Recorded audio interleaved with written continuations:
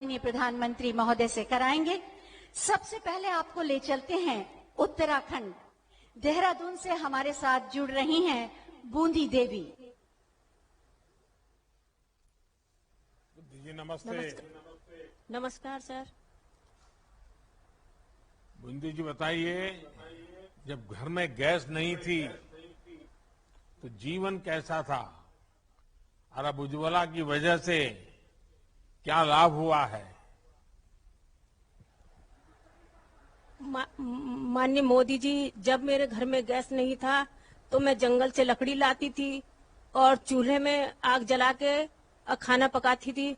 उस टाइम इतना बुरा समय था कि आंखों से आंसू आते थे, लकड़ियां गीली होती थी, खाना समय पे नहीं बन सकता था। और जब से आपने हमें गैस दिया है तब से मेरा समय की भी बचत हुई है और साथ में मैं खाना भी जल्दी से बना लेती हूँ। और जो समय बचता है उसमें मैंने गाय पाली हुई है, उससे मैं अपना जीवन यापन करती हूँ और अपने थोड़े समय में अपने पापा को भी देख लेती हूँ। और मैं आपका तहे दिल से धन्यवाद करती हूँ कि आपने मुझे उज्ज्वला के अंतर्गत गैस दिया है और साथ में एलपीजी इंडियन ऑयल का भी धन्यवाद करती हूँ। बूंदी जी, मुझे बताया गया कि अब तक आपने 22 रिफिल कराए हैं, यानी आप इस योजना का पूरा लाभ उठा रही हैं। जी क्या आपने अपने रिश्तेदारों को, अड़ोस पड़ोस के लोगों को, साथियों को ये बताया कि इस प्रकार की योजना है और इसका लाभ ऐसे मिल सकता है?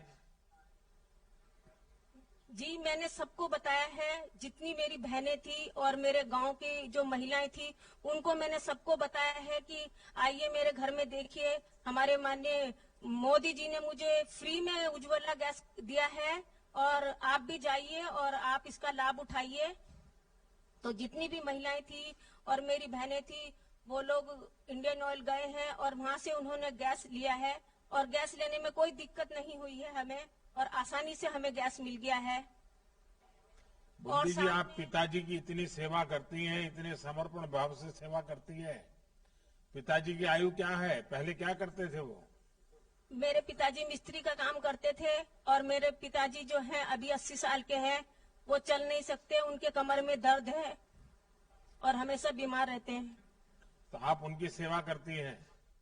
जी बूंदी जी, आपने एक ऐसा उदाहरण प्रस्तुत किया है। हमारे लोगों की मान्यता है कि बेटा होना चाहिए ताकि बुढ़ापे में काम आए, लेकिन आपने एक बेटी के तौर पर पिताजी की इतनी बड़ी सेवा की और आज भी इतनी सेवा कर रही हैं। आपने ये जो लोगों की मान्यता है उसको झुठला दिया और बेटी भी बुढ़ापे में माँ बाप की कितनी सेवा कर सकती हैं, इसका उत्तम उदाहरण आपने और खुद ने मेहनत करके, जीवन जी करके अपने माता पिता की सेवा की है। मैं पहले तो आपको प्रणाम करता हूं इस काम के लिए। बूंदी जी, मैं आपका और आप जैसी करोड़ों बहनों का आभारी हूं जिन्होंने इस योजना को अपने जीवन का हिस्सा बनाया है। आज आपका समय भी बचता है और शक्ति भी बचती है। मैं आपको बधाई देता हूं कि आप, जैसे मैंने कहा, कि अपने पिताजी की इतनी सेवा भी करती हैं, पशुओं का भी संभाल करती हैं, परिवार भी चलाती हैं। आप बेटी के तौर पर, नागरिक के तौर पर, महिला के तौर पर अपने आप में एक बहुत बड़ी प्रेरणा है। मेरी तरफ से आपको बहुत बहुत शुभकामनाएं, बहुत बहुत धन्यवाद। धन्यवाद सर, आपका भी बहुत बहुत धन्यवाद। उत्तराखंड के बाद अब चलते हैं गोवा, जहां से हमसे जुड़ेंगी एकता चोपड़ेकर। एकता जी नमस्कार। नमस्कार प्रधानमंत्री जी, मैं एकता चोपड़ेकर गोवा से बोल रही हूँ। एकता जी, आप गैस का कनेक्शन इस्तेमाल कर रही हैं, आपको धुएं से राहत मिली। पहले क्या हाल था, किस प्रकार से जीवन चलता था? पहले हम जंगल जाकर लकड़ियां तोड़कर लाना पड़ता था, यहाँ पे बारिश भी बहुत पड़ती है, तो सूखी लकड़ियाँ रखने में भी बहुत परेशानी होती थी। फिर चूल्हा जलाकर खाना टाइम पर नहीं बनता था, तो बच्चों को भी खाना टाइम पर नहीं मिलता था, बच्चे भी बहुत परेशान होते थे। और फिर पूरा घर धुएं से भरता था, तो खांसी की भी बहुत प्रॉब्लम होती थी। जब से भारत गैस उज्ज्वला का कनेक्शन मिला है, तो खाना टाइम पर बनता है और बच्चों को ही खाना टाइम पर मिलता है, तो बच्चे भी खुश हैं। गैस पर खाना टाइम पर बनता है तो बच्चों को टाइम बचता है, बच्चों को टाइम देती हूँ मैं। फ्री टाइम में हम बच्चों को पढ़ाती हूँ, बच्चों के साथ टाइम बिताती हूँ, अच्छा लगता है। एकता जी, लॉकडाउन में आपको रिफिल में कुछ मदद मिली, उससे आपका कितना लाभ हुआ? मुझे 3 रिफिल मिले हैं और रिफिल का एडवांस पेमेंट भी बैंक में जमा हुआ, तो गैस लेने में मुझे कोई प्रॉब्लम नहीं हुई। अच्छा एकता जी, आपको ये कनेक्शन मिलने से जब पता चला कि ऐसे कनेक्शन मिलता है, तो क्या आपको कोई सिफारिश करनी पड़ी या कोई बिचौलिया आ गया, कुछ ऐसी चीजें मांग गया, ऐसी कुछ मुसीबत आई या सीधे सीधा ये व्यवस्था हो गई आपकी? भारत गैस वाली गाड़ी से मुझे पता चला, तो मैंने पेनेम गोवा ऑफिस में जाकर इंक्वायरी की और एप्लीकेशन दे दी। फिर उसके बाद मुझे भारत गैस का कनेक्शन मिला। एकता जी, आपसे बात करके बहुत अच्छा लगा। ये भी जानकर अच्छा लगा कि आप लोग सिलेंडर रिफिल करा रहे हैं। ये आपके स्वास्थ्य के लिए भी बहुत जरूरी है। पहले की सरकारों की स्थिति तो आप लोगों को याद होगी, जब एक साल में कितने सिलेंडर रिफिल होंगे, इस पर चर्चा संसद में हुआ करती थी। अब स्थितियां बदल रही हैं। मेरी तरफ से आपको बहुत बहुत शुभकामनाएं, धन्यवाद। आपको भी बहुत बहुत धन्यवाद, जो सर तुमने हमारे लिए बहुत कुछ किया है। गोवा के बाद अब हम चल रहे हैं पंजाब। अमृतसर से जुड़ेंगी आशा जी। आशा जी नमस्ते। सत श्री अकाल सर, मैं सत श्री अकाल जी, सत श्री अकाल। सर अमृतसर मूदल पिंड से बात कर रही हूँ सर। आशा जी, आप अमृतसर में रहती हैं, परिवार में कौन कौन है, सब क्या करते हैं? सर मेरे पति हैं और 2 मेरे बच्चे हैं। बेटा बड़ा है और बेटी छोटी है, और दोनों बच्चे स्कूल जाते हैं और मेरे पति अखंड पाठ का काम करते हैं। आशा जी, आपको उज्ज्वला योजना के तहत गैस कनेक्शन प्राप्त करने में कहीं कोई मुसीबत आई, आपने सुना होगा, फिर मिला नहीं, फिर बहुत चक्कर काटने पड़े, ऐसा कुछ करना पड़ा क्या कि आपको पता चला और आपने प्रोसेस किया तो हो गया? हाँ सर, उसके लिए हम HPCL का बहुत धन्यवाद करते हैं। सर जब हमारे गुरुद्वारा में अनाउंस हुआ था, तो हम लोग गए थे, साथ में है हमारे पास में RPHP गैस है, और सर हमने वहाँ पे जाके पता किया और उन्होंने हमें बताया कि आप डॉक्यूमेंट्स लेके आए, और सर हम लोग डॉक्यूमेंट्स अगले दिन ही लेके गए थे और हमें 2-3 दिन में ही गैस कनेक्शन मिल गया था, कोई प्रॉब्लम नहीं हुई थी। और इसके लिए तो सर आपका तहे दिल से धन्यवाद पहले तो। अच्छा आशा जी, ये बताइए, ये कनेक्शन मिलने के बाद आपकी जिंदगी में किस तरह का बदलाव आया? पहले समय कहाँ जाता था, अब समय कहाँ जाता है? अच्छा, आज सर पहले तो हमें बाजार से लकड़ियां वगैरह लेके आना पड़ता था, गोबर के ओपले लेके आना पड़ता सर, उसमें भी पहले तो टाइम वेस्ट होता था, अभी टाइम बचता है। और इस टाइम में मैं सर जब घर का काम वगैरह निपटा लेती हूँ, तो फिर मैं अपना पाठ करती हूँ, पूजा पाठ करती हूँ, उसके बाद बच्चों के लिए कुछ काम धंधा जो भी है मैं करती हूँ, और फिर मेरे बच्चे आ जाते हैं सर, उनके साथ मैं टाइम स्पेंड कर पाती हूँ सर। चलिए आशा जी, गुरुओं के आशीर्वाद आप पर बने रहे। आशा जी, आपसे बात करके बहुत अच्छा लगा। मुझे सर, इस बात का तहे दिल संतोष से है, आपका धन्यवाद। तो मुझे इस बात का संतोष है कि आपका समय भी बच रहा और आप बच्चों की तरफ थोड़ा ज्यादा ध्यान भी दे पा रही हैं और पैसे भी बच रहे हैं। बच्चे छोटे होने जब की हमने वजह से अपनी ना गरीब फिर- माताओं बहनों तक ये योजना पहुंचाई थी तो बहुत से लोग सवाल करते थे कि इससे क्या फायदा होगा। आप जैसे माताओं बहनों के जीवन में जो मुश्किल दूर हुई है, वही मैं समझता हूं उसका बहुत सटीक जवाब है।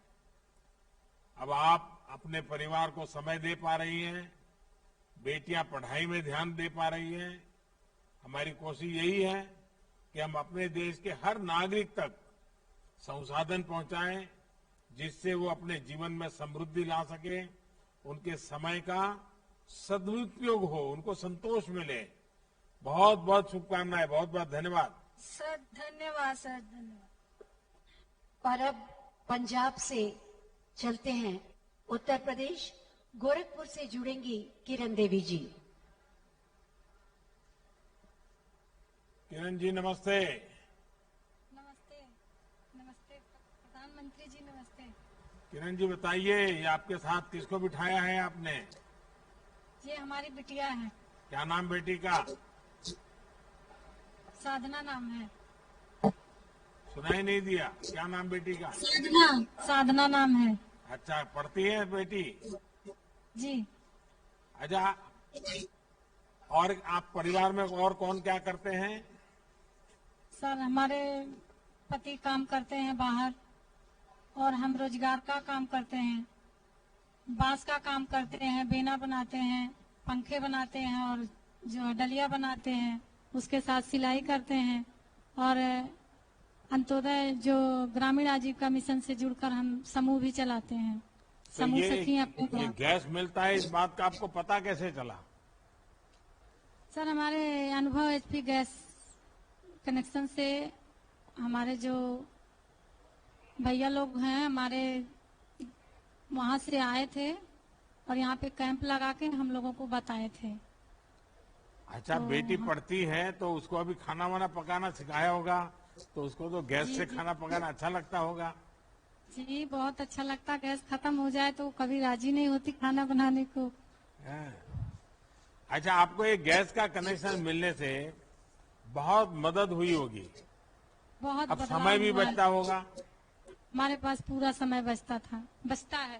पहले तो ऐसा होता था कि काम करके हम थक जाते थे, कभी कभार खाना ही नहीं बनता था घर पे, शाम को आके ऐसे ही सो जाते थे।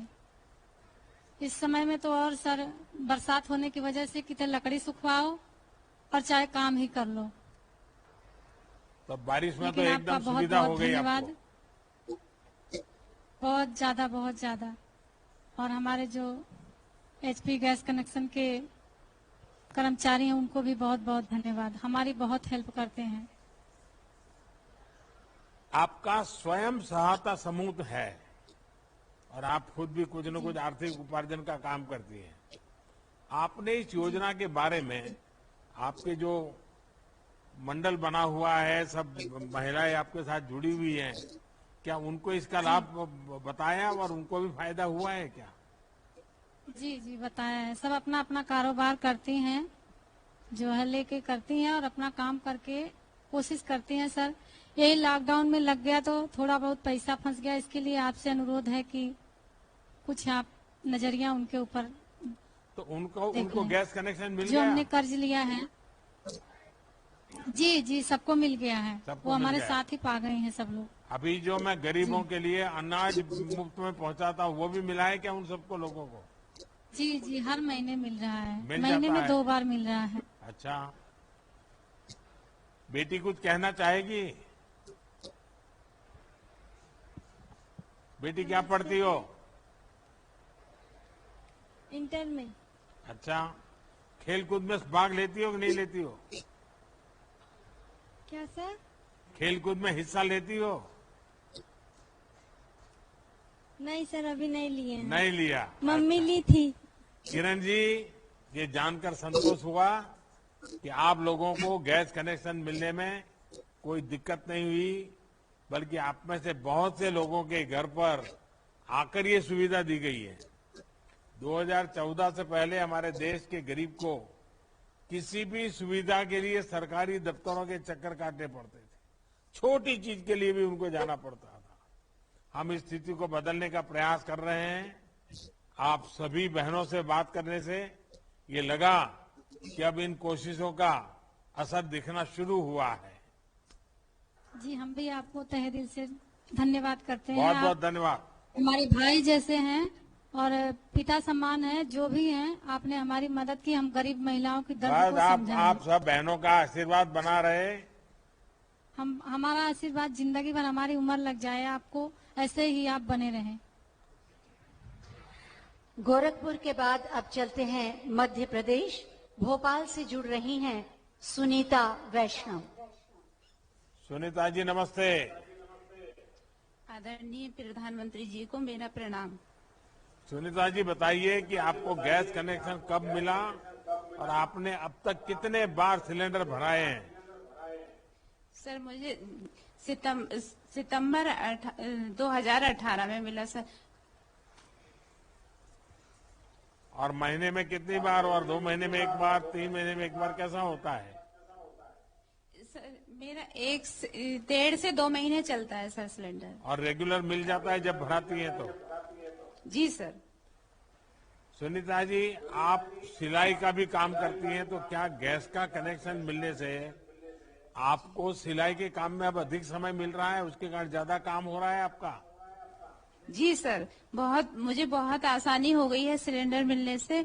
मैं अपना समय मिल जाता है। मैं सिलाई भी कर लेती हूँ, बच्चों के लिए भी टाइम निकाल लेती हूँ और अपने परिवार के लिए भी समय देती हूँ। सुनाते जी, आपको कोरोना के दौरान जो मुफ्त रिफिल मिले, और ये भी बताइए कि इससे आपके परिवार को कितनी मदद मिली? क्या मुफ्त मिल रहे थे, उसमें भी कोई दिक्कत आती थी? नहीं सर, कोई दिक्कत नहीं आती थी। उससे मुझे बहुत आसानी।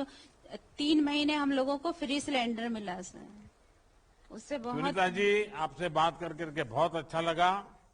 आपको लॉकडाउन के दौरान कई फ्री रिफिल मिले। हमारी कोशिश भी है कि संकट के इस समय में देश के गरीब को कोई दिक्कत ना हो, चाहे वो पीएम गरीब कल्याण अन्न योजना हो, जनधन खातों में सीधे पैसे ट्रांसफर करने का अभियान हो, या फिर सिलेंडर का पैसा। हमारी कोशिश यही है कि गरीब के घर का चूल्हा हमेशा चलता रहे। और चूल्हा मतलब लकड़ी का चूल्हा नहीं, गैस का चूल्हा चलता रहे। चलिए, आपको बहुत बहुत धन्यवाद, बहुत बहुत शुभकामनाएं। आपको भी सर बहुत बहुत धन्यवाद। हमारे एजेंसी के स्टाफ को भी बहुत बहुत धन्यवाद। बहुत बहुत धन्यवाद आप सभी का। आप सब ने देखा कि कैसे कुम्हलाए चेहरे खिल गए। धुएं से भीगी हुई आंखों में अब आनंद, उत्साह और उमंग की चमक है, सपने हैं। और ये सब संभव हुआ है माननीय प्रधानमंत्री जी की संवेदनशील सोच, दृढ़ संकल्प शक्ति और सार्थक प्रयासों से।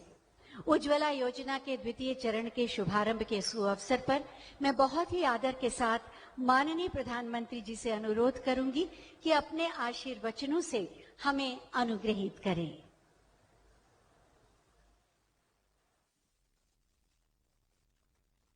नमस्कार। अभी मुझे आप सब माताओं बहनों से बात करने का मौका मिला और मेरे लिए खुशी है कि थोड़े दिन के बाद ही रक्षाबंधन का त्योहार भी आ रहा है और आज मुझे एडवांस में माताओं बहनों के आशीर्वाद भी मिले। और ऐसे में देश के करोड़ों गरीब, दलित, वंचित, पिछड़े, आदिवासी परिवारों की बहनों को आज एक और उपहार देने का अवसर मिला है। आज उज्ज्वला योजना के अगले चरण में कई बहनों को मुफ्त गैस कनेक्शन और गैस चूल्हा मिल रहा है।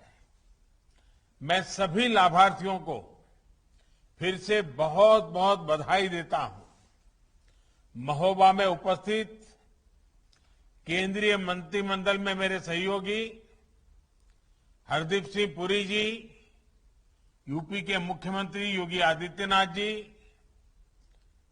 मंत्रिमंडल के मेरे एक और साथी रामेश्वर तेली जी, उत्तर प्रदेश के deputy CM Keshav Prasad Maurya ji, doctor Dinesh Sharma ji, राज्य सरकार के अन्य सभी मंत्रीगण, सभी संसद के मेरे साथी, सभी आदरणीय विधायकगण और मेरे प्यारे भाइयों और बहनों, उज्ज्वला योजना ने देश के जितने लोगों, जितनी महिलाओं का जीवन रोशन किया है वो अभूतपूर्व है।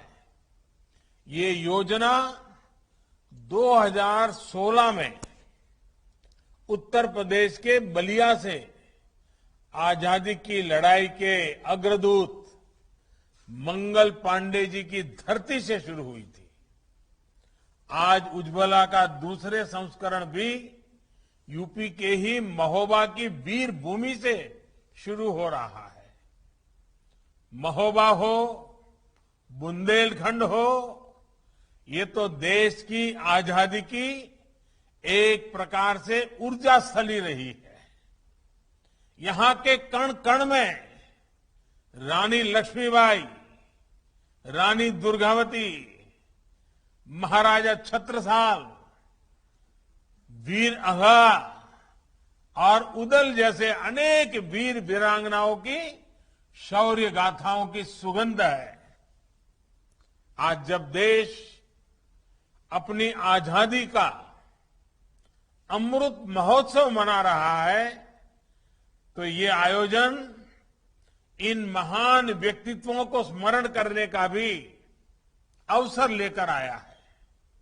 साथियों, आज मैं बुंदेलखंड की एक और महान संतान को याद कर रहा हूं। मेजर ध्यानचंद, हमारे दद्दा ध्यानचंद। देश के सर्वोच्च खेल पुरस्कार का नाम अब मेजर ध्यानचंद खेल रत्न पुरस्कार हो गया है। मुझे पूरा विश्वास है कि ओलंपिक में हमारे युवा साथियों के अभूतपूर्व प्रदर्शन के बीच खेल रत्न के साथ जुड़ा दद्दा का ये नाम लाखों करोड़ों युवाओं को प्रेरित करेगा। इस बार हमने देखा है कि हमारे खिलाड़ियों ने मेडल तो जीते ही, अनेक खेलों में दमदार प्रदर्शन करके भविष्य का संकेत भी दे दिया है। भाइयों और बहनों, हम आजादी के 75वें वर्ष में प्रवेश करने वाले हैं। ऐसे में बीते 7.5 दशकों की प्रगति को हम देखते हैं तो हमें जरूर लगता है कि कुछ स्थितियां, कुछ हालात ऐसे हैं जिनको कई दशक पहले बदला जा सकता था। घर, बिजली, पानी, शौचालय, गैस, सड़क, अस्पताल, स्कूल, ऐसी अनेक मूल आवश्यकताएं हैं जिनकी पूर्ति के लिए दशकों का इंतजार देशवासियों को करना पड़ा। ये दुखद है। इसका सबसे ज्यादा नुकसान किसी ने उठाया है तो हमारी माताओं बहनों ने उठाया है। खास करके गरीब माताओं बहनों को मुसीबत झेलनी पड़ी है। झोपड़ी में टपकते पानी से सबसे ज्यादा अगर परेशानी किसी को है तो मां को है। बिजली के अभाव में सबसे ज्यादा अगर परेशानी है तो मां को है। पानी की गंदगी से परिवार बीमार तो भी सबसे ज्यादा परेशानी मां को। शौचालय के अभाव में अंधेरा होने का इंतजार, परेशानी हमारी माताओं बहनों को। स्कूल में अलग टॉयलेट नहीं तो समस्या हमारी बेटियों को। हमारे जैसी अनेक पीढ़ियां तो मां को धुएं में आंखें मलते, भीषण गर्मी में भी आग में तपते, ऐसे ही दृश्य को देखते हुए ही बड़ी हुई है। साथियों, ऐसी स्थितियों के साथ क्या हम आजादी के 100वें वर्ष की तरफ बढ़ सकते हैं? क्या हमारी ऊर्जा सिर्फ मूलभूत जरूरतों को पूरा करने में लगी रहेगी? जब बेसिक सुविधाओं के लिए ही कोई परिवार, कोई समाज संघर्ष करता रहेगा तो वो अपने बड़े सपनों को पूरा कैसे कर सकता है? सपने पूरे हो सकते हैं जब तक ये विश्वास समाज को नहीं मिलेगा, तब तक उनको पूरा करने का आत्मविश्वास वो कैसे जुटा पाएगा? और बिना आत्मविश्वास से कोई देश आत्मनिर्भर कैसे बन सकता है? भाइयों और बहनों, 2014 में जब देश ने हमें सेवा का अवसर दिया तो ऐसे ही सवालों को हमने खुद से पूछा। तब एकदम स्पष्ट था कि इन सारी समस्याओं का समाधान हमें एक तय समय के भीतर ही खोजना होगा। हमारी बेटियां घर और रसोई से बाहर निकलकर राष्ट्र निर्माण में व्यापक योगदान तभी दे पाएगी जब पहले घर और रसोई से जुड़ी समस्याएं हल होगी। इसलिए बीते 6-7 सालों में ऐसे हर समाधान के लिए मिशन मोड पर काम किया गया है। स्वच्छ भारत मिशन के तहत देश भर में करोड़ों शौचालय बनाए गए। प्रधानमंत्री आवास योजना में 2 करोड़ से अधिक गरीबों के पक्के घर बने। इन घरों में अधिकतर का मालिकाना हक बहनों के नाम पर है। हमने हजारों किलोमीटर ग्रामीण सड़कें बनवाई तो सौभाग्य योजना के जरिए लगभग 3 करोड़ परिवारों को बिजली कनेक्शन दिया।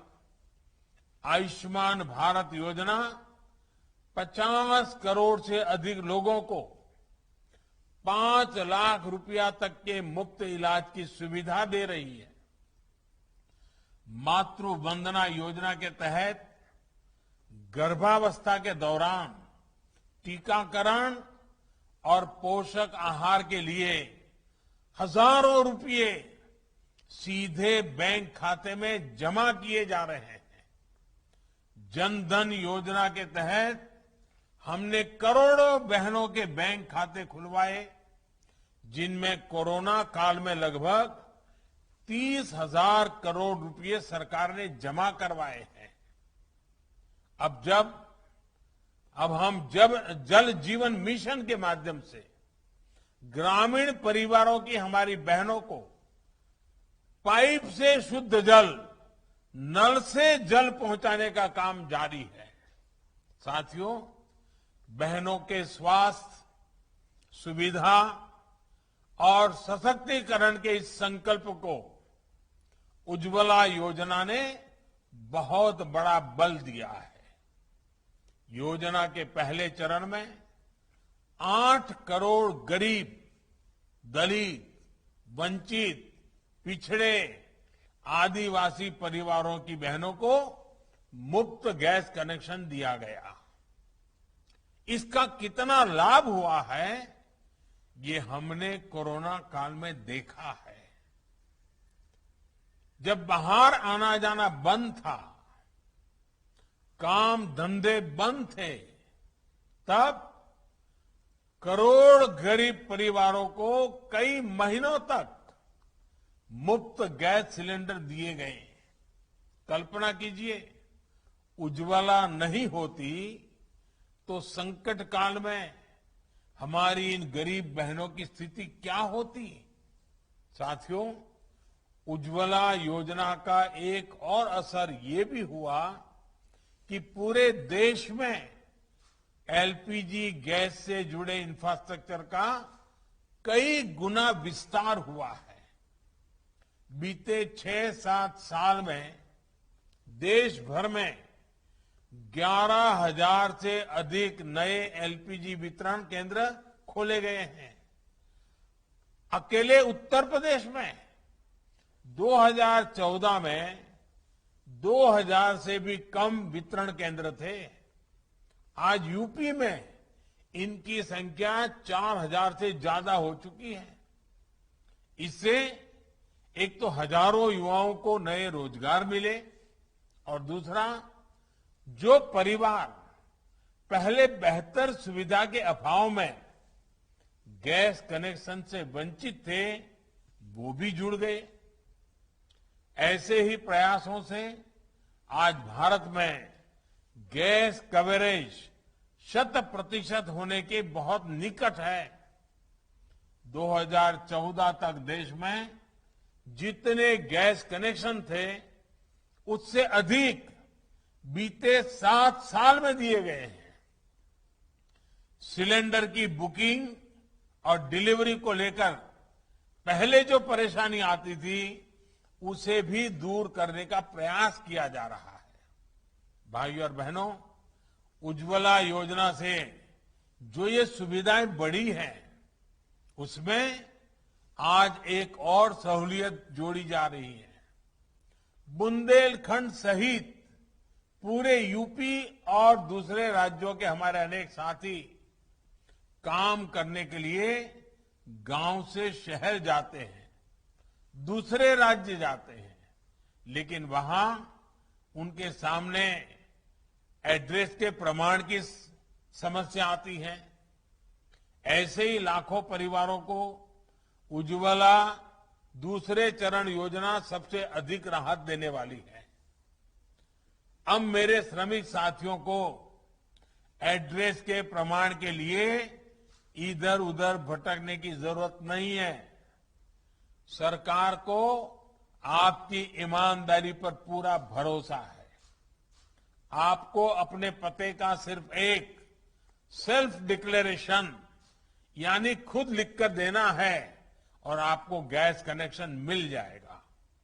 साथियों, सरकार का प्रयास अब इस दिशा में भी है कि आपकी रसोई में पानी की तरह गैस भी पाइप से आए।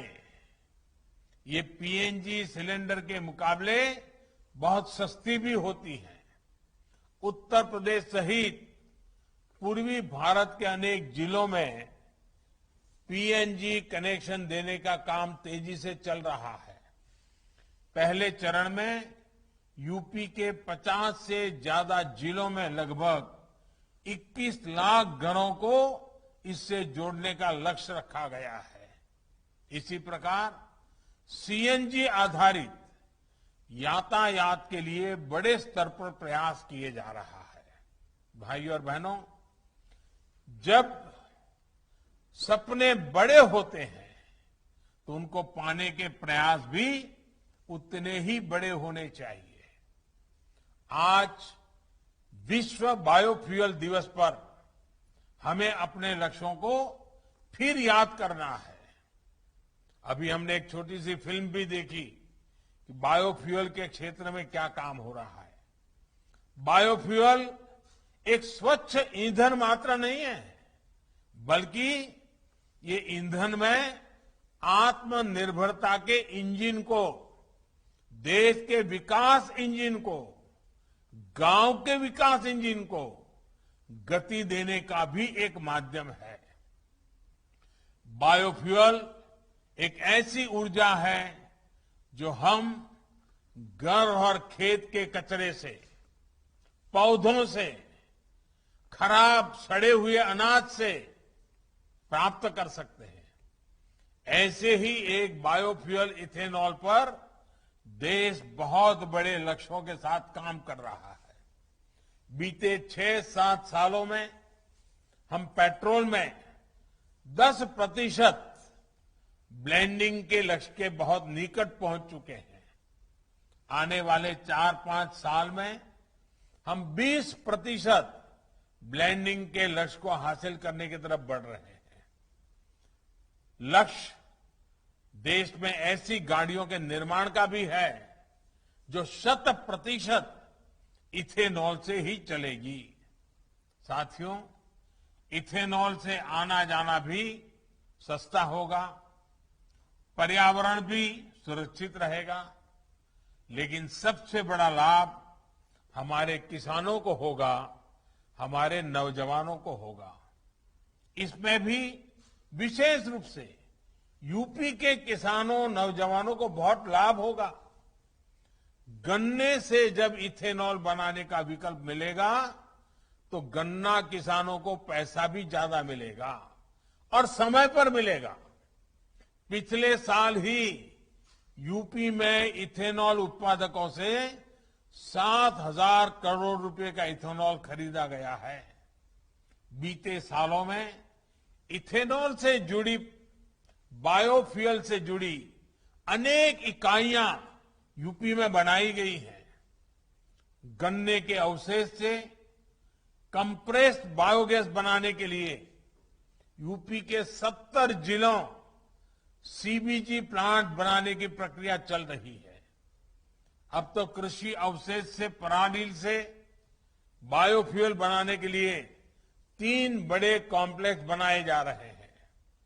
इनमें 2 यूपी के बदायूं और गोरखपुर में और 1 पंजाब के भटिंडा में बनाया जा रहा है।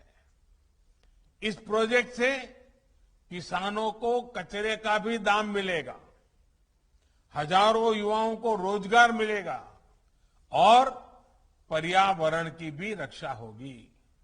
साथियों, इसी प्रकार एक दूसरी महत्वपूर्ण योजना है गोबर्धन योजना। ये योजना गोबर से बायोगैस बनाने को प्रोत्साहन देती है।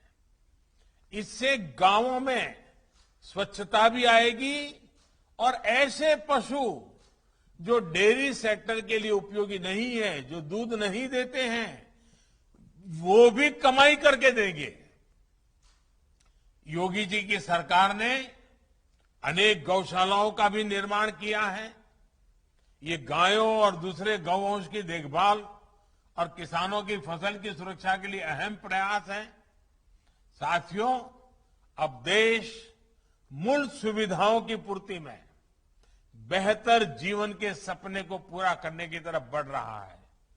आने वाले 25 साल में इस सामर्थ्य को हमें कई गुना बढ़ाना है। समर्थ और सक्षम भारत के इस संकल्प को हमें मिलकर सिद्ध करना है। इसमें बहनों की विशेष भूमिका होने वाली है। मैं उज्ज्वला की सभी लाभार्थी बहनों को फिर से शुभकामनाएं देता हूं और रक्षाबंधन के इस पावन त्योहार के पूर्व माताओं बहनों की ये सेवा करने का अवसर मिला। मैं अपने आप को धन्य अनुभव करता हूं। आपके आशीर्वाद हमेशा बने रहें ताकि हम एक नई ऊर्जा के साथ मां भारती की सेवा के लिए, 130 करोड़ देशवासियों की सेवा के लिए, गांव, गरीब, किसान, दलित, पीड़ित, पिछड़े सबकी सेवा के लिए जी जान से जुटे रहें। इसी कामना के साथ आपको बहुत बहुत शुभकामनाएं। आपका बहुत बहुत धन्यवाद।